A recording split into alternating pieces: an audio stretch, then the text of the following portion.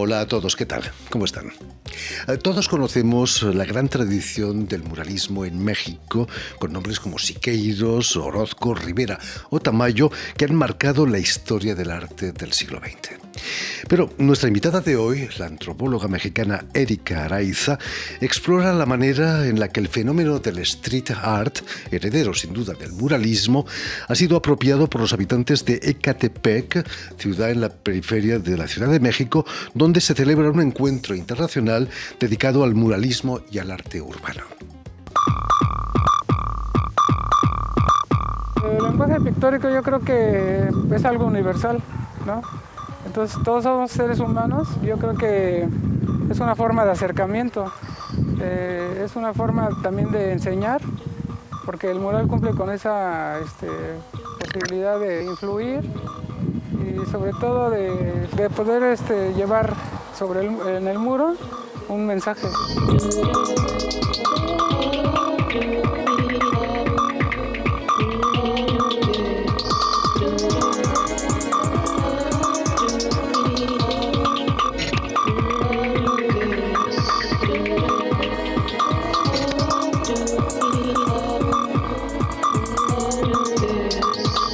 Muchos de los que me dijeron que no venga a Ecatepec no habían Muy venido, buenas ¿no? tardes, Erika. Erika Araiza, bienvenida a Radio Francia Gracias, Internacional. buenas tardes. Un placer tenerte aquí. Estábamos viendo imágenes de Ecatepec, municipio de casi 2 millones de habitantes al noreste de la Ciudad de México. ¿Qué tiene de especial ese municipio para que el street art haya adquirido tal importancia? Bueno, Ecatepec, como bien dices, es uno de los municipios más importantes del país. No es el más poblado es Iztapalapa, que es una alcaldía, pero por poquito más, casi 2 millones también. Ecatepec es un municipio que en sus orígenes es un espacio importante porque es el paso en época prehispánica para llegar a la ciudad. Y después se vuelve muy importante porque la industria se establece ahí. Entonces, hay muchas fábricas, hay un boom de fábricas en los 60s, 80s. Y bueno, a partir de eso llega mucha gente a vivir, hay una alta migración de diferentes estados de la República, se van pues consolidando, buscando un espacio para vivir ahí. Y eso también hace que pues haya nuevas generaciones y una mezcla entre diferentes grupos y espacios de la República Mexicana. A mí me tocó en particular llegar a vivir a una de sus colonias, esta es la colonia Miguel Hidalgo, que los chicos le llaman la Mike o la Mickey. Y entonces yo llegué cuando la colonia justo estaba por construirse. No había ningún servicio, no había banquetas, no había electricidad, no había agua. Y me tocó vivir mi infancia y después ya para la universidad pues partí de la colonia. Entonces me voy de la colonia durante varios años y me voy a estudiar antropología, etnología en particular en la Escuela Nacional de Antropología. Y ahí después me voy, vengo a Francia a estudiar sociología. Y estando acá es que yo me pregunto cómo es que alguien que procede de la periferia, de una de las periferias más violentas del mundo, como es Ecatepec, se encuentra ahora estudiando en la Sorbona. Y entonces me pregunto, ¿qué es lo que hace? ¿Qué fue lo que ocurrió para que mi destino terminara aquí? Entonces, estudiando sociología, me pregunto por esto y por los jóvenes y las infancias. Entonces decido hacer una investigación y regreso a Ecatepec para estudiar el trabajo infantil. Hago toda una investigación sobre esto, pero asaltan mi domicilio. Yo vivía en la Ciudad de México, ya no en Ecatepec, y me roban todas las cámaras, los videos, toda la información. Entonces decido reponerme después de un año de psicoanálisis casi, y regreso entonces a Ecatepec, pero ahora pensando que no iba a volver a investigar lo mismo, sino que me iba a acercar a Ecatepec. Y entonces cuando regreso a la que fue mi colonia, me sorprende, porque lo primero que veo es que está llena de grafitis. que son los grafitis que ustedes están viendo. Algunos son los primeros grafitis que hubo en la colonia. Entonces me pregunto, ¿quiénes son estas personas que hacen esto? ¿Dónde están? ¿Qué hacen? Entonces lo que hago es recorrer la colonia y me doy cuenta que yo nunca la había recorrido, que yo había hecho lo que mi padre me había dicho: tú vas de la escuela a la casa y de la casa a la escuela. Y entonces en realidad nunca socialicé, o no más allá de eso. Entonces en esta ocasión veo estos grafitis y veo grafitis legales e ilegales. ¿Qué es eso? No entiendo qué es eso. Entonces lo que hago es un mapeo y voy calle por calle tocando las puertas y de casas y también de fábricas para pedir permiso y tomar fotografía de los grafitis que había ahí afuera. Y haciendo esto me encuentro a uno de los grafiteros. Y entonces, claro, me pregunta: ¿y por qué? ¿Para qué? ¿Quién eres? Que es normal, ¿no? ¿Qué buscas? Además, siempre intentan buscar el anonimato, ¿no? Claro, sí, y más en aquella época, porque en esa época la colonia, como ahora también, pero sufría de violencia, ¿no? de encuentro de bandas. Entonces, el chico, que en este caso es Crash, que es uno de los grafitis que acabamos de ver de un rostro completo, Crash, cuando le cuento que yo viví en esa colonia, que parte de mi familia sigue viviendo ahí, pues cambia la situación y entonces él me lleva a conocer otros grafiteros como Motor y después Show, que en ese momento Show no iba a estar ahí, pero Motor lo que hace es que me lleva a conocer las calles de esta colonia, y es ahí que después Roberto Martínez González y yo hacemos un artículo que se llama Hacer de la calle un museo de la calle, porque con esta experiencia con Motor me lleva a recorrer cada una de las calles como una galería de cielo abierto, ¿no? Increíble, tener un buen guía como él, ¿no? Exacto. ¿Se puede decir, Erika, que el street art es heredero del muralismo mexicano? Sí, por supuesto. Es heredero, pero también los chicos suman, ¿no? Sus propias experiencias, como lo vemos en los grafitis en esta colonia.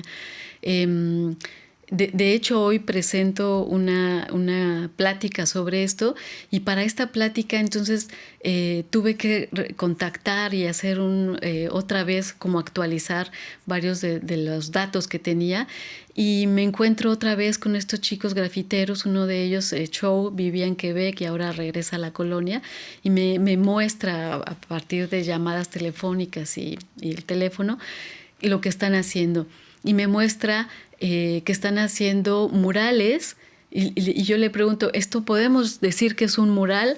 Y me dice: no estrictamente, porque lo que hacemos es que utilizamos herramientas del graffiti, que es los spray, para pintar paredes. Entonces es una combinación entre el graffiti y el muralismo por las técnicas que se emplean. El street art quizás ha pasado de ser un elemento de las bandas de la violencia juvenil a ser crítica social, ¿no? También. Sí, eso fue lo que encontré en realidad. Ese fue el gran descubrimiento. Encontré graffiti ilegal. Y al hacer esta investigación y comprender qué es uno y el otro, y con Chow y todos estos chicos que me llevaron de la mano a entender, también descubrí con eso que ellos tienen una acción social. Y, por ejemplo, al principio, cuando descubrí esto, me decía Chow: yo quiero que cuando la gente baje del camión, del microbús, y camine, porque son calles que están muy estropeadas, voltee a ver uno de estos grafitis que nosotros hacemos, y su imaginación vuele y llegue a su casa con otro ánimo. Entonces, desde ahí hay una intención, hay un mensaje que es lo pedagógico casi, ¿no? que sí, y que los grafiteros todos, de hecho el documental que acabamos de ver también lo dice, ¿no? Queremos pasar el mensaje, y ese es uno de los tantos mensajes. Permite, Erika, que recuerde a nuestros oyentes que has nacido en Ciudad de México, después para vivir en la colonia también, y que has estudiado etnología y que eres doctora en sociología por la Universidad Sorbonne Nouvelle aquí en París. Sí, para los argentinos el deporte nacional puede ser el psicoanálisis. Para los mexicanos se podría decir que es la etnología, la etnografía. La etnografía, sí, tal vez. Para un sector, sí.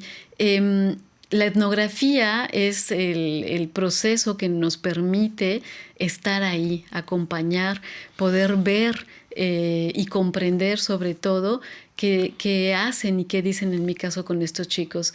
Cuando yo hago la introducción de mi libro, yo digo que se centró en escuchar, caminar, dialogar para poder comprender y también que se pueda dar un lugar que ellos han ganado con todo este trabajo, pero sobre todo la etnografía nos dio un diálogo, eso es lo importante, nos dio un diálogo donde yo al cuestionar a estos chicos, ellos me preguntaban y yo permitía también que me cuestionaran sobre mi vida, sobre lo que ellos quisieran preguntar para hacer una colaboración, ¿no?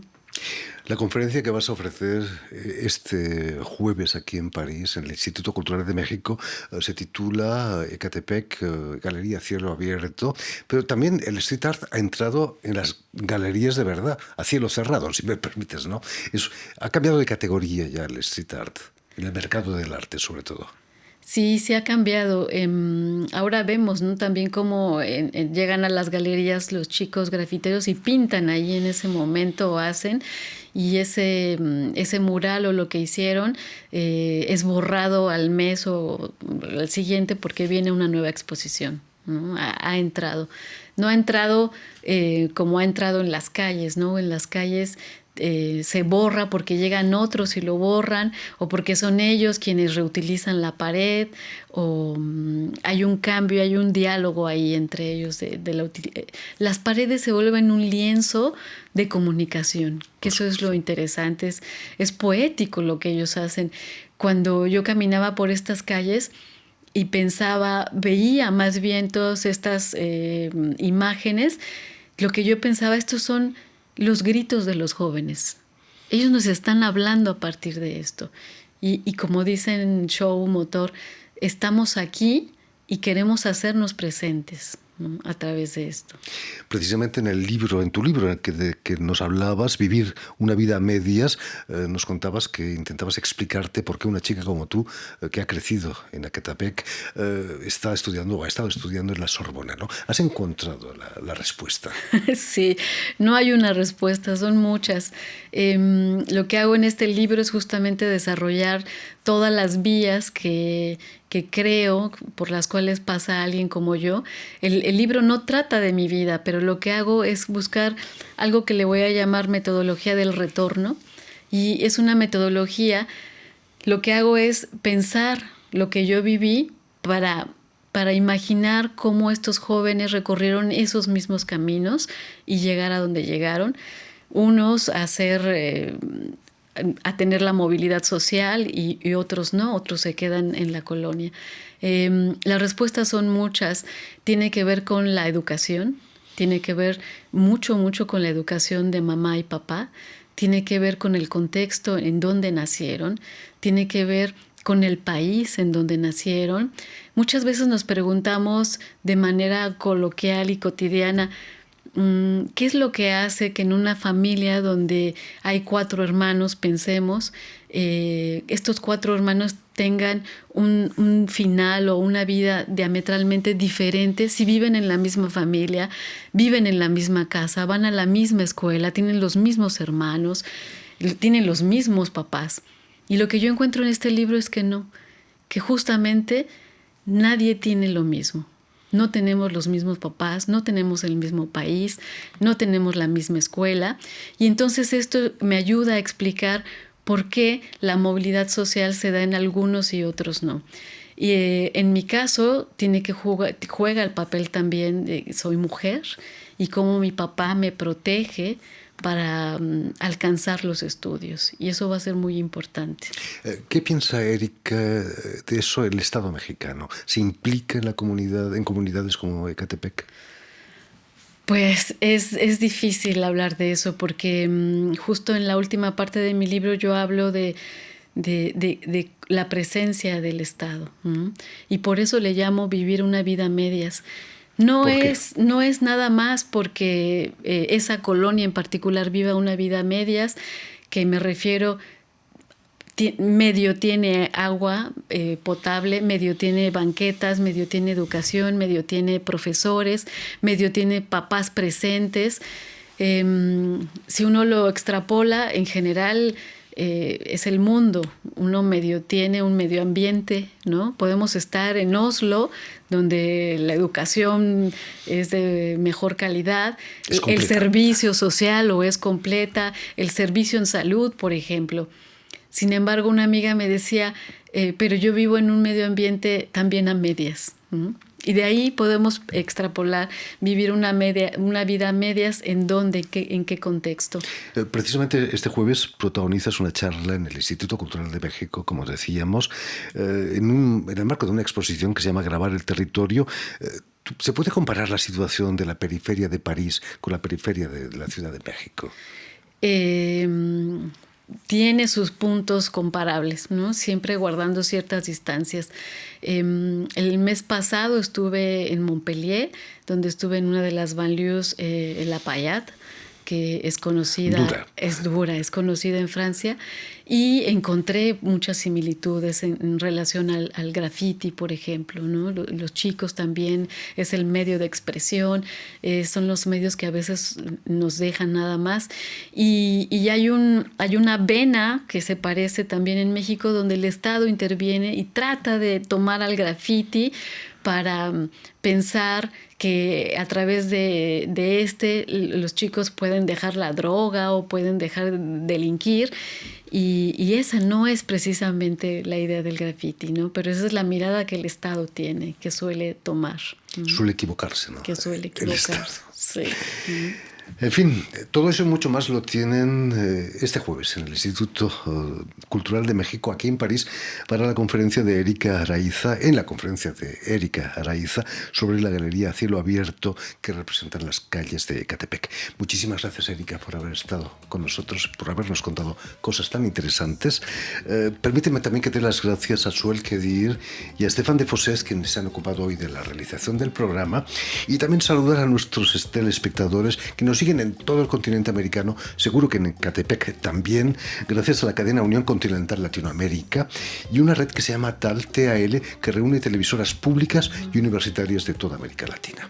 Gracias a ustedes. Y a ustedes, muchísimas gracias también por seguirnos, y les damos cita para una nueva edición del invitado de Radio Francia Internacional.